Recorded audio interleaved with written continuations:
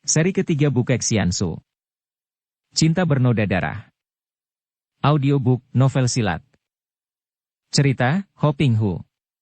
Bab 33. Kurasa terdapat perbedaan besar antara encimu yang menjadi ibu kandung Bu Song Tuako itu dengan iblis betina Siang Mou sini. Hui Moi, mari kita lanjutkan perjalanan dan kalau boleh, aku ingin sekali mendengar penuturanmu tentang riwayat hidup mendiang Tok Xiao Kui Liu Lucian yang hebat itu. Liu Hui tersenyum lalu menggerakkan kaki, dan mereka berdua kini melanjutkan perjalanan biasa.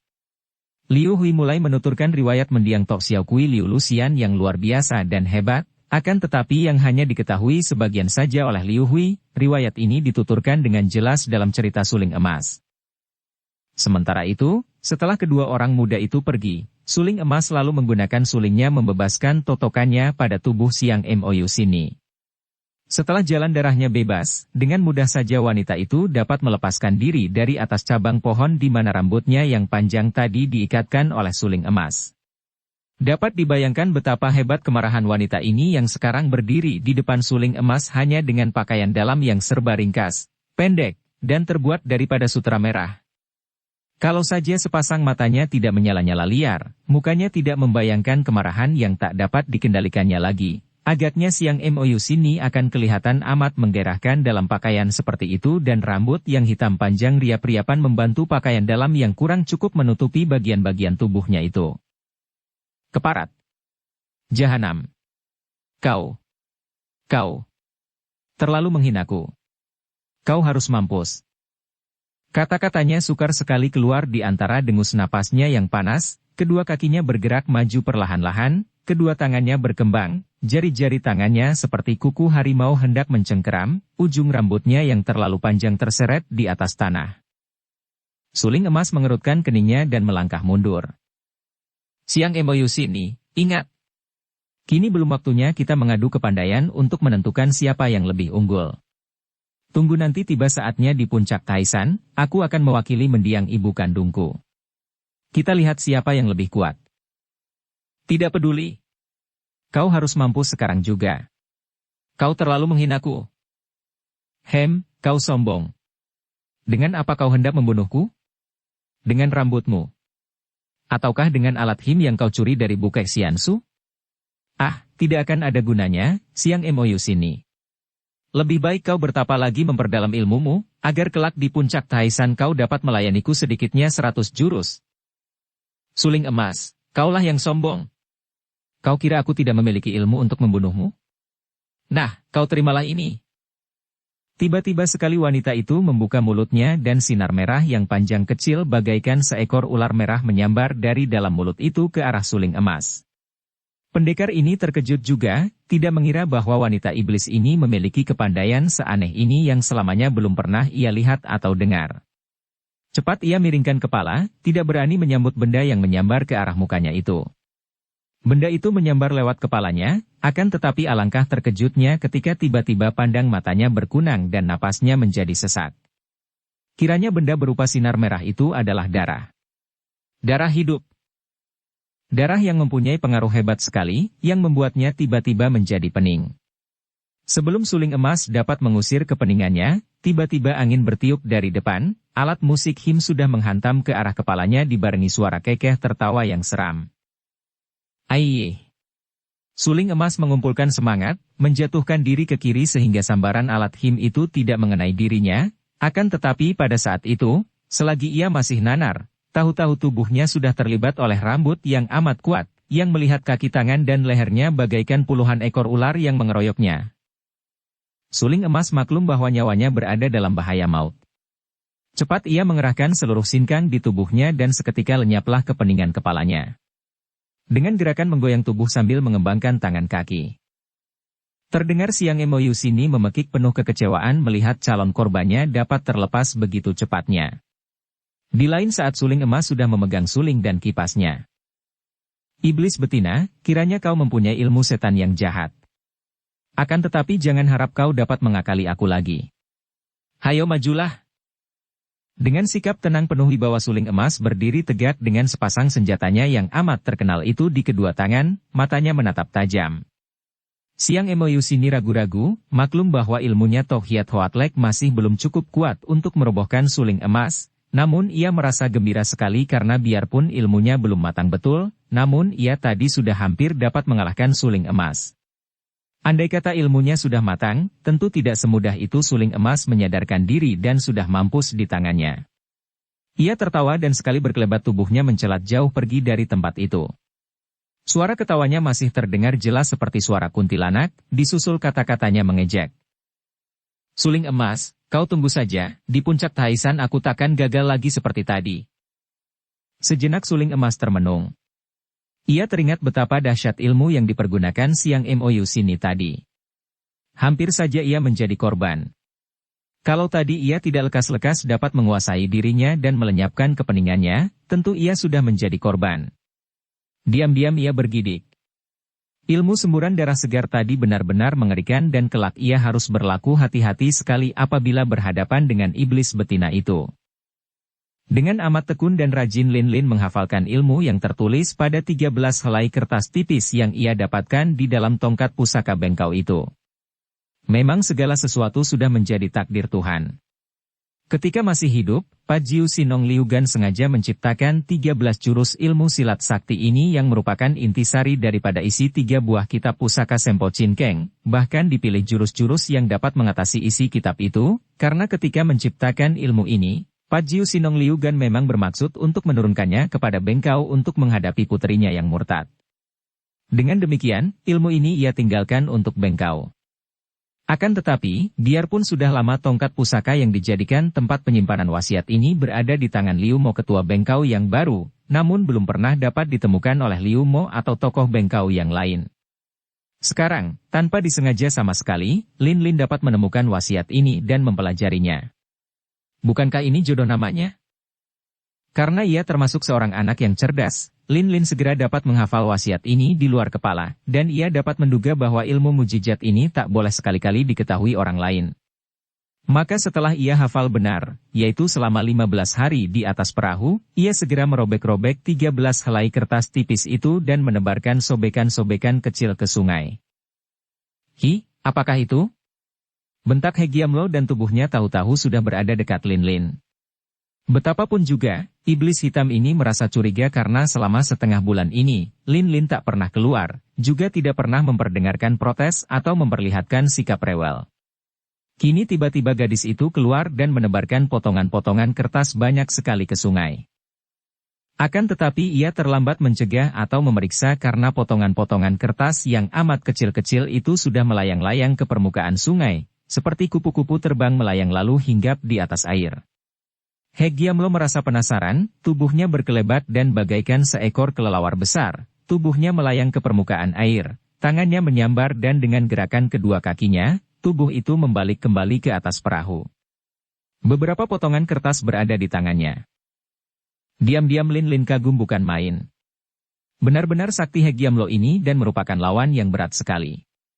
Ia harus berhati-hati dan tidak boleh sembrono, biarpun sudah memiliki hafalan ilmu mujizat yang ia dapatkan dari dalam tongkat pusaka bengkau. Dengan sepasang mata bersinar penuh ejekan ia memandang He Giamlo yang sudah melihat potongan-potongan kertas itu. Lin Lin tadi sudah berlaku hati-hati sekali sehingga kertas yang dirobek-robek itu hanya merupakan potongan sebesar ibu jari. Memang ada 1-2 huruf di tiap potongan kertas, akan tetapi apa artinya? Dan untuk dapat mengumpulkan potongan-potongan kertas itu serta memasangnya kembali seperti semula, tak mungkin dapat dilakukan orang. Apa ini? He Giamlo meneliti potongan-potongan kertas itu, menoleh ke arah Lin Lin dengan perasaan ingin tahu sekali. Kenapa kau tidak mau menduga-duga? Coba terka. He Giamlo, kau yang terkenal sebagai seorang di antara 6 iblis, sakti dan cerdik, masa tidak bisa menduga apa adanya surat yang kurobek-robek menjadi potongan-potongan kecil itu? Suara Lin Lin mengejek dan mempermainkan karena setelah ia menguasai ilmu itu, timbul kembali kejenakaan dan kelincahannya. Tuan Puteri, harap jangan main-main. Hamba telah diberi tugas oleh Kaisar untuk menjaga Tuan Puteri dan membawa Paduka sampai ke Hitan dengan selamat. Sebagai calon ratu, Tuan Puteri harus hamba jaga teliti dan tidak boleh sekali ada rahasia. Surat apakah, tadi? Kiranya He Giamlo yang terkenal cerdik itu tidak dapat menduga? Kalau kau memang amat ingin mengetahui, bolehlah ku beritahu. Surat yang kurobek-robek tadi adalah surat dari kekasihku. Nah, puaskah kau? Jangan kau ingin tahu apa isinya. Rahasia dong. Lin Lin bersikap nakal dan mempermainkan sehingga diam-diam Hek Giamlo mendongkol juga. Paduka maksudkan surat dari Lai Bok Liong pemuda tolol itu? Lin Lin menghela napas panjang dan seketika ia menghampiri pinggir perahu dan pandang matanya mencari-cari ke tepi pantai. Disebutnya nama pemuda itu mengingatkan ia akan penderitaan Bok Liong yang mati-matian membelanya. Bukan dia. Liong tuaku adalah seorang yang amat baik, gagah perkasa dan ia amat mencintaku. Akan tetapi bukan dia. Mulutnya tidak melanjutkan kata-katanya, akan tetapi hatinya berbisik. Bukan dia orang yang merampas hatiku, bukan dia orang yang kucinta. Kau mencari dia? Kini suara Hek Giamlo yang penuh ejekan sehingga Lin Lin terkejut sekali. Selama setengah bulan ia bersembunyi di dalam perahu saja. Bagaimana jadinya dengan Bok Liong? Jangan-jangan pemuda yang nekat itu menyerbu lagi dan dibunuh oleh Hek Giamlo. Di mana dia? Kau apakan Lai Bok Liong tuaku? Bentaknya dengan mata terbuka lebar. Paduka cukup cerdik, mengapa tidak menduga sendiri? Kini Hek Giamlo yang mengejeknya. Lin Lin membanting-banting kakinya. Hek Giamlo, aku tahu kau seorang iblis yang tidak segan-segan melakukan segala macam kejahatan di dunia ini, akan tetapi aku pun tahu bahwa kau terlalu sombong untuk bersikap pengecut dan membohong terhadap seorang gadis cilik macam aku. Nah, apakah kau telah membunuh Lai Bok Liong? Orang macam dia, perlu apa aku membunuhnya?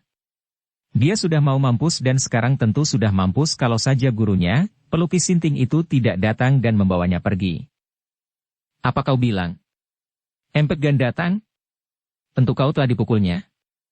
Mengapa dia tidak membunuhmu? Badut tolol itu mana berani? Dia datang membawa pergi muridnya, tergesa-gesa dan ketakutan. Kau bohong, aku tidak percaya. Hek Giamlo hanya mengangkat bahu, lalu membalikkan tubuh meninggalkan Lin Lin ke kepala perahu. Lin Lin menoleh ke sana kemari, akan tetapi pandang mata para anak buah perahu yang mentertawakannya membuat ia gemas dan dengan marah ia kembali memasuki bilik perahu. Hatinya panas dan ingin ia memberontak dan pergi dari perahu. Akan tetapi ia tidak bodoh. Ilmu baru yang didapatnya belum terlatih masak-masak, pula di atas perahu tidak berani ia sembarangan bergerak. Sekali perahu digulingkan sehingga ia terjatuh ke dalam air, ia takkan dapat melawan pula. Ia harus bersabar dan menanti kesempatan baik. Dengan makin tekun Lin Lin mulai melatih diri, siang malam ia melatih diri. Bukan main girang hatinya ketika pada setiap gerakan pukulan, terasa ada angin pukulan yang antep dan dahsyat menyambar keluar dari tangannya yang terbuka. Dinding bilik perahu sampai berguncang dan hal inilah yang membuat Hek Giamlo menjadi curiga sekali dan malam itu, menjelang subuh, mendadak Hek Giamlo membuka pintu bilik dan menerobos masuk. Baiknya ketika itu Lin Lin sudah melatih jurus yang ke-9.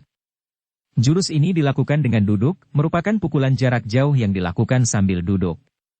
Pukulan kedua tangan itu merupakan gerakan lingkaran sehingga angin pukulannya memutari tubuhnya dapat menghantam lawan yang berada dimanapun juga tanpa mengubah kedudukan tubuh yang duduk. Untuk melatih jurus ini, Lin Lin duduk di atas pembaringannya, maka ketika tiba-tiba pintu biliknya terbuka, ia tidak menjadi gugup, melainkan menghentikan pukulan-pukulannya dan bersikap seperti orang bersamadi. Sikap yang sudah lazim dilakukan oleh ahli-ahli silat tinggi apalagi waktu menjelang subuh adalah waktu terbaik untuk bersamadi. Melihat Tuan Puteri itu duduk bersamadi, sama sekali tidak bergerak, Hek Giamlo tidak berani mengganggu. Akan tetapi getaran-getaran pada dinding bilik sekarang berhenti. Makin curigalah iblis itu. Ia menutup pintu bilik dan melompat keluar, menyelidik di sekeliling perahu, bahkan ia menyelidiki ke darat. Akan tetapi ia tidak menemukan sesuatu. Kecurigaan Hek Giamlo ini yang mengganggu latihan Lin Lin. Pada keesokan harinya, secara mendadak Hek Giamlo menghentikan perahu, lalu mengambil keputusan untuk melakukan perjalanan ke utara melalui darat. Hek Giamlo sudah timbul curiga, tidak hanya pada diri Lin Lin, melainkan curiga kalau ada orang pandai yang hendak merampas Lin Lin dan tongkat pusaka bengkau daripadanya. Hal ini mungkin saja, apalagi setelah muncul Gan Lopek yang membawa pergi muridnya dari pantai. Aku tidak mau melakukan perjalanan di darat. Lin Lin membentak marah. Lebih enak melalui air, tidak lelah dan dapat tidur nyenyak. Tidak bisa, Tuan Putri. Air sungai ini akan membawa kita ke laut, sedangkan Hitan letaknya bukan di laut. Kita harus mendarat sekarang juga. Jangan khawatir, untuk Paduka, hamba akan menyediakan seekor kuda yang baik. Tentu saja keberanian yang diajukan oleh Lin Lin ini hanya pura-pura belaka. Sesungguhnya ia ingin melakukan perjalanan dengan perahu agar ia leluasa melatih ilmunya. Dengan perjalanan melalui darat, ia akan kelihatan terus di bawah pengawasan Hek Giamlo dan tentu saja tidak akan ada kesempatan untuk berlatih. Namun Lin Lin cukup cerdik untuk membantah terus karena hal ini tentu akan menimbulkan kecurigaan.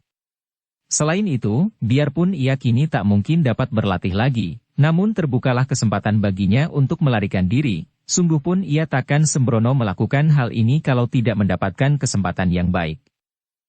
Kesempatan ini tak pernah ia dapatkan karena Hek Giamlo selalu mengawalnya sendiri dengan hati-hati dan teliti sekali. Ia diberi seekor kuda pilihan yang baik sedangkan Hek Giamlo berjalan cepat di belakangnya. Lin Lin cukup maklum bahwa melarikan kudanya itu akan percuma, tidak saja di situ terdapat banyak kuda-kuda yang cepat, akan tetapi juga orang sakti macam Hek Giamlo tak mungkin dapat ditinggal lari di atas kuda. Untuk nekat melarikan diri dan melawan, akan sia-sia belaka dan akibatnya hanya membuat perlakuan mereka terhadapnya kurang baik. Kini biarpun ia merupakan seorang setengah tawanan, namun mereka, bahkan Hek Giamlo sendiri, selalu bersikap menghormat. Ia selalu diberi hidangan yang lezat dan selalu diperhatikan keperluannya.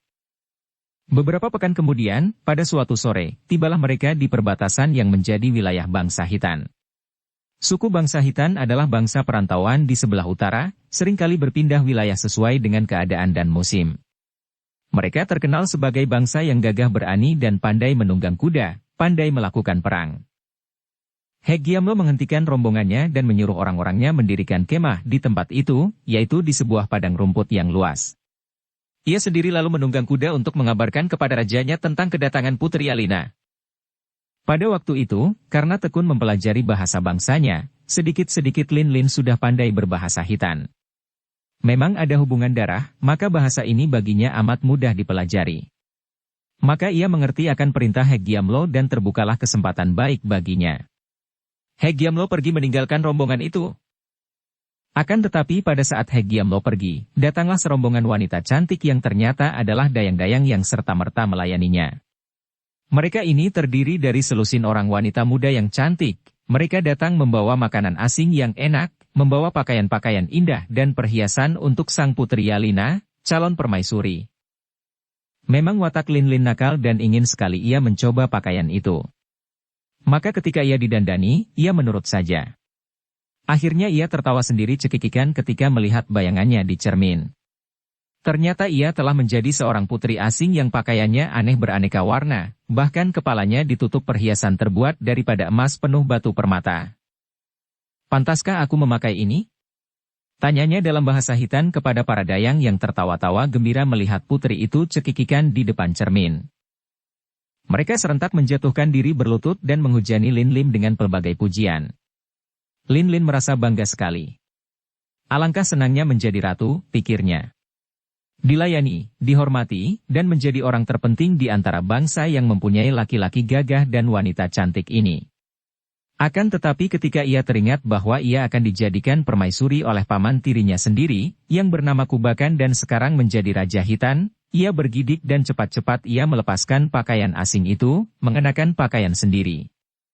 Ia tidak mempedulikan protes para dayang itu, bahkan lalu meloncat keluar dari perkemahan dengan maksud hendak lari. Akan tetapi alangkah kagetnya ketika selusin orang dayang yang muda-muda dan cantik itu tiba-tiba mengejar dan mengurungnya dengan pedang di tangan. Mereka ternyata bukanlah dayang biasa, melainkan gadis-gadis yang terlatih baik dan kini mereka membentuk barisan pedang yang mengurung Lin Lin dengan gerakan yang cekatan dan sigap. "Harap Tuan Putri jangan pergi meninggalkan perkemahan ini. Hamba semua telah menerima perintah Sri Baginda untuk menjaga Paduka, Lo Chiang Kun, Panglima Tua. Tadi memesan bahwa kalau perlu hamba semua harus mempergunakan kekerasan mencegah Paduka pergi," kata seorang di antara mereka. "Perempuan rendah. Bukankah aku ini ratumu?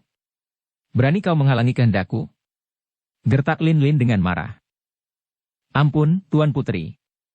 Paduka adalah calon ratu dan hamba sekalian tentu saja mentaati semua perintah Paduka. Akan tetapi lebih dulu hamba harus mentaati Sri Baginda, kemudian Lo Chiang Kun, baru Paduka. Kalian berani? Agaknya sudah bosan hidup. Majulah. Tantang Lin Lin, akan tetapi Selusinda yang itu tidak bergerak, hanya tetap mengurung. Mana hamba berani menyerang Paduka? Hanya kalau Paduka hendak melarikan diri, terpaksa hamba sekalian harus mencegah. Oh, begitukah? Nah, aku mau pergi, hendak kulihat kalian bisa berbuat apa. Sambil berkata demikian Lin Lin meloncat ke kiri menerjang dua orang dayang yang menjaga di situ. Akan tetapi dengan gerakan cepat sekali mereka menggerakkan pedang, merupakan dinding pedang yang menghalangi perginya. Gerakan mereka jelas membuktikan bahwa 12 orang dayang ini merupakan tenaga-tenaga terlatih baik dan agaknya mereka betul-betul akan menyerangnya kalau ia bersikeras melarikan diri dari tempat itu. Dan pada saat itu, sudah datang pula para orang hitan berlari-lari, jumlah mereka lebih dari 20 orang. Bangkit kemarahan di hati Lin Lin. Sebetulnya ia tidak mempunyai rasa benci kepada orang-orang hitan karena setelah ia menjadi tawanan Hek Giam Lo beberapa lamanya, ia mendapat kesan yang amat baik terhadap orang-orang hitan. Mereka adalah orang-orang yang berani, jujur, dan amat setia. Mereka hanya melakukan perintah atasan mereka dan semua tugas mereka jalankan dengan taruhan nyawa. Dengarlah kalian semua. Serunya sambil mencabut pedang dengan tangan kanan sedangkan tongkat bengkau berada di tangan kirinya. Aku Putri Yalina amat suka kepada bangsaku, akan tetapi aku benci kepada paman tiriku Kubakan yang menjadi Raja Lalim dan hendak memperistri aku, keponakannya sendiri. Aku juga benci kepada Lo Chiang Kun Hek Giam Lo yang kejam. Dengarlah, aku bersedia menjadi ratu kalian kalau kedua orang itu sudah tidak ada. Demi arwah ibuku, Putri Tayami yang gagah perkasa, dan demi arwah kakekku, Raja Kulukan yang bijaksana, aku suka menjadi ratu hitan asalkan kedua orang jahat itu sudah tewas. Sekarang, terserah kepada kalian, adakah yang masih hendak menangkap aku? Boleh maju. Beberapa orang dayang dan beberapa orang penjaga ketika menyaksikan Lin Lin berdiri sambil mengucapkan kata-kata ini penuh wibawa, serta-merta menjatuhkan diri berlutut. Bahkan disebutnya nama-nama mendiang Kulukan dan Tayami membuat beberapa orang dayang menangis. Hamba setia kepada Putri Yalina. Teriakan-teriakan ini terdengar riuh rendah. Akan tetapi tidak semua dayang dan tidak semua penjaga berlutut dan menyatakan setianya, bahkan sebagian besar merasa lebih taat kepada Raja Kubakan dan lebih takut kepada Hek Giam Lo. Jumlah mereka yang menentang Lin Lin ini ada 2/3 bagian dan kini 9 orang dayang menerjang maju dengan pedang-pedang mereka menyerang Lin Lin. Terang-cering-terang. Terdengar jerit kesakitan dan pedang-pedang beterbangan ketika Lin Lin menggerakkan pedang dan tongkat bengkau, diputar untuk menangkis disertai pengerahan tenaga sinkang. Tidak hanya pedang 9 orang dayang itu runtuh beterbangan, juga sebagian ada yang terguling roboh karena hebatnya tenaga tangkisan Lin Lin, sebagian meloncat mundur dengan muka pucat. Lin Lin sendiri terheran-heran. Bagaimana tangkisannya bisa begitu hebat? Sama sekali ia tidak menduga bahwa semua ini adalah berkat ilmu baru yang didapatkannya, yaitu ilmu dari lembaran-lembaran rahasia di dalam tongkat bengkau. Namun 9 orang dayang itu, seperti juga para petugas lain, amat setia kepada tugasnya. Biarpun pedang mereka sudah hilang dan mereka semua maklum bahwa Tuan Putri yang mereka harus cegah perginya ini memiliki ilmu kepandaian yang jauh lebih tinggi daripada mereka, mereka tidak mundur dan kini dengan tangan kosong mereka menubruk maju dengan maksud menangkap Lin Lin. Lin Lin tidak tega untuk menggunakan senjata menghadapi mereka, maka ia cepat menyimpan pedangnya yang tadi membuat banyak orang hitan berlutut karena pedang itu adalah pedang besi kuning yang dahulu menjadi pusaka keramat kerajaan hitan. Kemudian dengan dorongan tangan kanannya ia menerima serangan para dayang itu. Wut! Dari tangan kanan Lin Lin menyambar angin pukulan dahsyat karena gadis ini sudah menggunakan tenaga dari ilmunya yang baru yang pernah dilatihnya dalam perahu dan yang angin pukulannya menggetarkan dinding sehingga pernah Hek Giam Lo menjadi curiga. Hebat akibatnya. 9 orang dayang itu seperti daun-daun kering tertiup angin, mereka terlempar dan menjerit kesakitan. Ketika mereka terbanting roboh, hanya 6 orang saja yang mampu merangkak bangun dengan muka pucat dan lemah, sedangkan yang 3 orang lagi, yang paling depan, tak dapat bangun lagi karena mereka telah tewas dengan mulut, hidung dan telinga mengeluarkan darah. Alangkah kagetnya hati Lin Lin. Ia sampai berdiri melongo dan tercengang, hatinya dipenuhi rasa menyesal dan rasa girang. Ia menyesal karena tanpa ia sengaja ia telah melukai para dayang, bahkan membunuh 3 orang di antara mereka, akan tetapi juga girang karena mendapat kenyataan bahwa ilmu mujizat yang ia dapat dari dalam tongkat bengkau itu ternyata merupakan ilmu yang ampuh. Hatinya menjadi besar sekali dan ia kini menghadapi para penjaga yang belasan orang banyaknya itu dengan bentakan nyaring. Yang berani kurang ajar terhadapku sudah terhukum. Mundur kalian semua, kalau tidak, calon ratumu akan turun tangan besi. Aku sayang kepada mereka yang taat, akan tetapi aku harus membasmi mereka yang mencoba menahan kepergianku. Sejenak para prajurit hitam itu tertegun. Mereka terheran-heran melihat betapa gadis ini yang tadinya, biarpun cukup lihai, namun masih dapat mereka atasi, kini mendadak memiliki ilmu pukulan yang demikian dahsyatnya.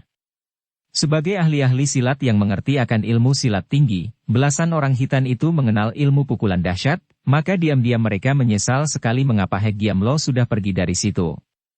Biarpun mereka dapat mengandalkan tenaga banyak teman, namun dengan ilmu pukulan sakti seperti itu, agaknya sukar mencegah gadis ini melarikan diri.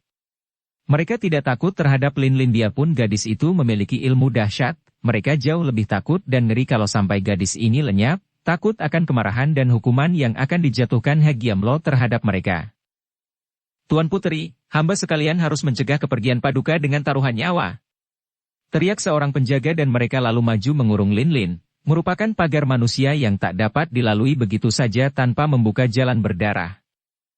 Setelah berkata demikian, Lin Lin kembali mengayun tangan kanannya mengirim pukulan jarak jauh. Kali ini 2 orang laki-laki terguling roboh dan beberapa orang lagi terhuyung-huyung. Akan tetapi dari kanan kiri dan belakang mereka mendesak maju, siap untuk merobohkan Lin Lin atau kalau mungkin menangkapnya. Kembali Lin Lin mengirim pukulan, kini malah tongkat bengkau di tangan kiri ia pergunakan untuk menyapu kaki mereka. Ada beberapa orang lagi roboh, dan 2 orang malah patah tulang kaki mereka terbabat tongkat pusaka bengkau. Mundur kalian. Apakah kalian sudah bosan hidup? Bentak Lin Lin karena mereka demikian nekat sudah menyerbu lagi sehingga ia tidak melihat jalan keluar. Kembali beberapa orang ia robohkan dan ia sudah menggerakkan kaki meloncat keluar dari kepungan melalui tempat mereka yang sudah roboh ketika tiba-tiba para pengeroyoknya terpelanting dan terdengar suara orang mendengus marah. Lin Lin berdiri tegak dan memandang kepada He Giamlo yang sudah berdiri di depannya. Berdebar jantung gadis ini, akan tetapi ia sama sekali tidak takut, malah ia menentang pandang mata He Giamlo dengan pandangan menantang. Tuan Puteri, Sri Baginda sudah mengirim Joli untuk menjemput Paduka, kenapa Paduka membikin ribut di sini? Apa yang Paduka kehendaki? Kini suara He Giamlo malah lebih hormat daripada yang sudah-sudah, agaknya hal ini karena mereka sudah dekat dengan Raja Hitam, akan tetapi di dalam suara ini pun terkandung kemarahan tertahan. Aku mau pergi dari sini. Aku tidak sudi dijadikan istri paman tiriku. Tua bangka tak tahu malu dia, dan kau tidak tahu diri, hendak memaksa aku menjadi istri seorang kakek. Andai kata kakekku masih hidup, atau ibuku, kau tentu akan dihajar, He Giamlo. Tangkap dia. Bentaknya kepada para pembantunya. Karena He Giamlo sudah hadir di situ, orang-orang itu menjadi lega hatinya. Kalau sebelum iblis itu datang Lin Lin sampai terlepas dari tangan mereka, pasti mereka akan mengalami hukuman siksa sampai mati yang amat mengerikan, akan tetapi sekarang He Giamlo berada di situ, berarti iblis itulah yang bertanggung jawab sepenuhnya. Pula, kehadiran iblis ini membesarkan hati mereka, membuat mereka tidak takut akan kelihayan sang putri. Serentak mereka maju mendesak, hendak menangkap Lin Lin. Lin Lin kembali mengayun tangannya, kini ia tidak hendak menyembunyikan lagi ilmunya. Terdengar He Giamlo mendengus keras dan iblis ini pun menggerakkan tangannya sehingga angin pukulan yang dahsyat menyambar ke arah Lin Lin, bertemu dengan angin pukulan Lin Lin. Akibatnya, Lin Lin terdorong dan terjengkang ke belakang, akan tetapi He Giamlo juga terhuyung-huyung. Hal ini membuat He Giamlo kaget setengah mati. Dari mana tiba-tiba gadis itu memiliki sinkang yang sedemikian hebatnya? Ia berseru keras dan melompat maju, ketika itu Lin Lin juga sudah bangkit kembali dan memutar kedua senjatanya, yaitu pedang besi kuning dan tongkat bengkau. Semua mundur, biarkan aku menghadapinya. He Giamlo membentak ketika 3 orang pembantunya dalam sekejap mata saja roboh oleh kedua senjata Lin Lin. Kini He Giamlo sendiri yang maju dan berhadapan dengan Lin Lin yang memandangnya penuh ketabahan. Lin Lin sama sekali tidak jerih. Kalau sebelum ia mendapatkan ilmu mujizat saja ia sama sekali tidak takut, apalagi sekarang. Ilmu itu membuat ia laksana seekor harimau betina mendapat sayap. He Giamlo, kau kira aku takut kepadamu? Katanya dan kini ia menggerakkan kedua senjatanya dengan gerakan ilmu silat yang ia pelajari dari dalam gulungan-gulungan kertas. Dua sinar berkilauan menyambar, bergulung-gulung dan mengeluarkan bunyi bersuitan. He Giamlo terkejut dan melompat mundur, kedua lengan bajunya bergerak ke depan untuk menangkis. Heh, dari mana kau mendapatkan ilmu ini? Bentaknya. Lin Lin tidak menjawab hanya tertawa mengejek sambil menerjang maju lagi.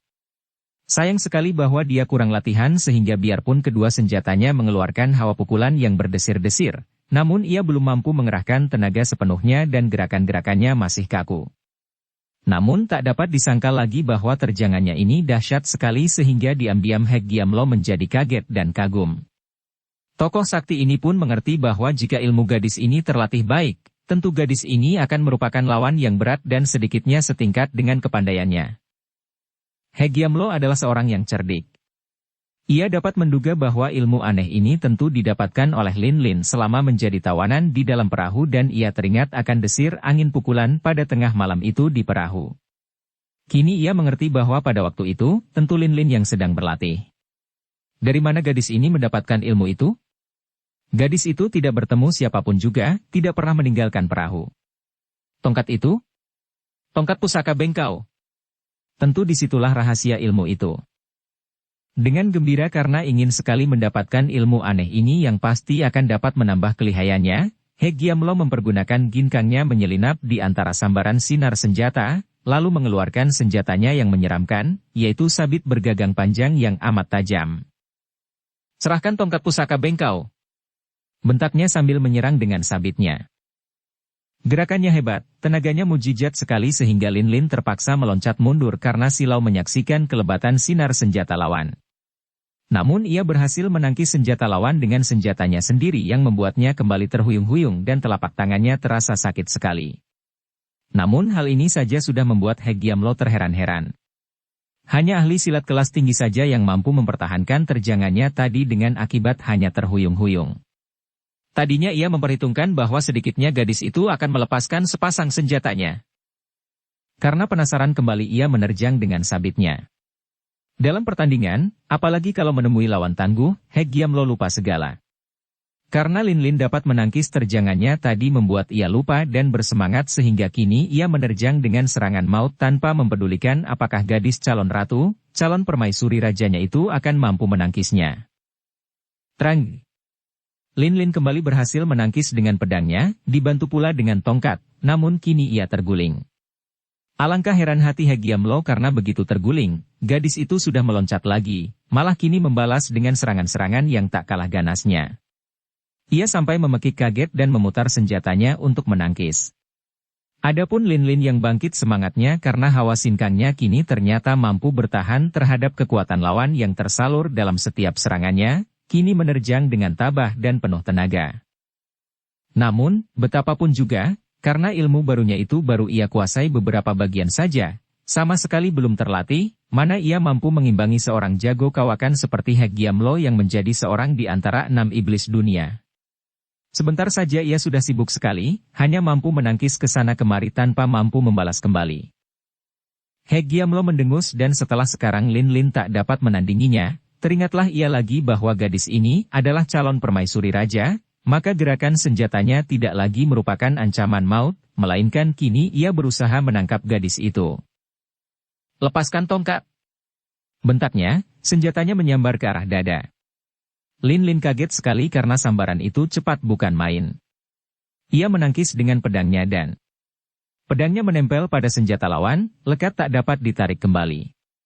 Dengan gemas ia menggunakan tongkatnya mengemplang kepala lawan, namun tangan kiri He Giamlo menyambut tongkat itu, menangkap dan membetot. Lin Lin tak kuasa bertahan dan terpaksa tongkatnya berpindah tangan. Akan tetapi karena He Giamlo membagi tenaga untuk merampas tongkat, gadis itu berhasil melepaskan pedangnya. Kembalikan tongkat itu. Lin Lin berseru keras sambil menusukkan pedangnya. Akan tetapi kini Hegiamlo seperti tidak pedulikan dia lagi. Senjata sabitnya ia pergunakan untuk menangkis, sedangkan matanya memeriksa tongkat bengkau, mencari rahasianya. Tiba-tiba ia teringat akan kertas yang dirobek-robek oleh Lin Lin dan disebar di sungai. Ia menggeram keras dan membentak. Kertas yang kau robek-robek dahulu itu. Surat rahasia apakah itu? Suaranya terdengar penuh kemarahan dan kini ia hanya menyebut Lin Lin dengan kau saja. Peduli apa kau? Lin Lin balas membentak sambil menyerang lagi. Akan tetapi sebuah tangkisan membuat ia terhuyung ke belakang. Kini Hegiamlo yang mendesak maju. Serahkan rahasia tongkat bengkau kepadaku. Rahasia apa? Lin Lin menjawab, kaget. Rahasia ilmu yang kau pelajari. Cepat. Tidak. Tidak ada. Lin Lin gugup karena rahasianya diketahui. Jangan bohong. Aku perlu sekali ilmu itu, berikan. Hegiamlo mendesak dan menerjang dengan sabitnya. Serangan ini kuat sekali sehingga ketika Lin Lin menangkis, pedangnya terlepas dari pegangan tangannya dan mencelat. Hohoho, Baisan, aku bisa membiarkan kau merajalela di dunia akan tetapi kalau kau mengganggu putri dari Tayami, aku yang akan menghalangimu. Tiba-tiba terdengar suara orang dan pedang besi kuning yang mencelat dari tangan Lin Lin tadi telah disambar dan berada di tangan orang ini. Ketika semua orang memandang, kiranya yang datang adalah seorang laki-laki tua berkepala botak, bertubuh pendek gemuk, kakinya tidak bersepatu, jenggotnya panjang sampai ke dada. Kim Lun Sengjin. Lin Lin berseru girang sekali melihat munculnya kakek ini. Kim Lun Sengjin mengedip-ngedipkan matanya kepada Lin Lin dengan cara yang lucu, kemudian mengangsurkan pedang besi kuning. Anak baik, Tuan Putri Alina yang mulia, kau terimalah pedang ini. Pedang ini memang hakmu. Lekas kau pergi dari sini, belum saatnya kau kembali kepada bangsamu. Biar aku yang menandingi Baisan yang dahulu mengganggu ibumu dan sekarang hendak mengganggumu lagi. Terima kasih, kek. Kata Lin Lin sambil menerima pedangnya. Tapi aku tidak mau pergi, aku mau membantumu menghadapi iblis tengkorak ini. Hehehe, bukan saatnya. Ilmumu tadi memang aneh, mujizat dan hebat, akan tetapi masih mentah, kurang terlatih. Pergilah. Sambil berkata demikian, Kim Lun Sengjin menendang dan. Karena tidak menyangka-nyangka, tubuh belakang Lin Lin kena ditendang, membuat tubuh gadis itu terlempar dan melayang jauh. Anehnya, Lin Lin tidak merasa sakit dan tahulah ia bahwa kakek itu tidak main-main, melainkan melihat bahwa perlu sekali ia segera melarikan diri. Karena tadinya memang ingin membebaskan diri dari tangan orang-orang hitam, Lin Lin lalu lari secepatnya sambil berseru. Kakek botak, terima kasih. Kelak kalau aku menjadi ratu, kau kuangkat menjadi koksu. Hehihi. Hi, Baisan, tak boleh kau mengejarnya. Akulah lawanmu, tua sama tua, hehe. Kata Kim Lun Sengjin sambil menerjang maju ketika melihat betapa tengkorak hitam itu sudah menggerakkan kaki hendak mengejar Lin Lin. Terjangan kakek botak itu hebat sekali karena ia telah mengeluarkan senjatanya yang aneh, yaitu sepasang roda emas yang gemilang dan berputar-putar di tangannya. Hegiamlo mendengus dan meloncat ke kiri menghindarkan diri, lalu berkata nyaring. Kim Lun Sengjin, kau orang buangan dari hitam, pengkhianat dan orang yang tak tahu malu. Raja sendiri sudah tidak mengakui kau, mau apa kau turut campur? Huehehehe. Baisan, kita dahulu sama-sama prajurit, sama-sama berjuang untuk membela suku bangsa hitam yang selamanya menjadi bangsa perantau yang disia-siakan dan tak tentu tempat tinggalnya. Akan tetapi sekarang setelah kau menjadi antek nomor 1 dari kubakan yang berkhianat, kau banyak tingkah dan membuka mulut besar. Siapa tidak tahu bahwa sebetulnya kedudukan raja atas suku bangsa hitam berada dalam hak keturunan Putri Tayami?